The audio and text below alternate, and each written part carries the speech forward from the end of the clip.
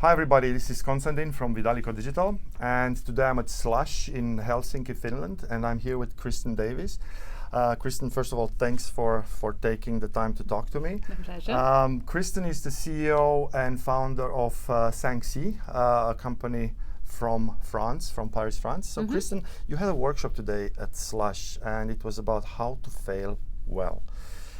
Can you tell me a little bit about that? Certainly. Well, failure and making mistakes is not something that we're taught. It's not something that we're taught in school, even in business school or as part of our culture. But when you're out there, you're creating things and you're creating startups, then you're going to make some mistakes. You're doing this for the first time, there's going to be some fails. And all of these can be precious learning experiences. So it's how to fail well, how to make the most of those errors and mistakes. Awesome. How do I fail well? Now, as I have a company, I want to scale it up, I want to conquer the world. How do I fail well? Okay, so there are a couple of tips and tools that I share in the workshop. The first one is about creating a just culture. So that's a culture where everyone in the organization, even just a small organization, is responsible for making it a better organization every single day. So they talk about things that they see that might need to be done differently or might need to be better. There's no blame or there's no shame. It's because everyone is tasked with making the organization better in a just and fair way. Yeah.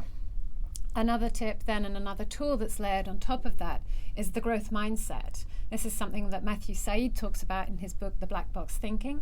And we talk about to compare, say, the medical industry, which has high blame stakes because if you make an error, even an honest mistake, you're going to lose your license, your medical license, or maybe get sued for it.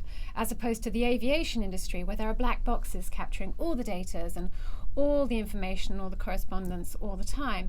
And those things are constantly analyzed to make it better. They have a growth mindset. I love that.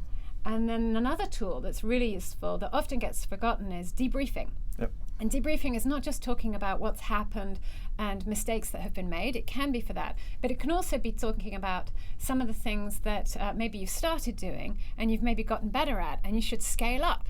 And rather than just looking at the things you're not doing, looking at the things you are doing really well. So that's a nice tip to use as well. And the last tip I'd give you guys, a tool, is called PACE. I've heard of it. It's interesting. It comes from the medical industry, actually. Probe, alert, challenge, and escalate. And I'll let you guys look it up on the internet. But it's a way of bringing down communication barriers across hierarchy. So it's used between doctors and nurses for that. But also for bringing people together and they don't know where they sit in the hierarchy. So it could be for new employees as a way to raise things, raise alerts, or even composite teams when you're going through a scale up and you've got teams that are working together for the first time and they don't know where they sit in the hierarchy. PACE is a really useful tool for them. This is so great. Thank you for taking the time. Guys, I hope you love this. I'll put some links in the description of the video. Fail well. Thank you. Thank you, bye.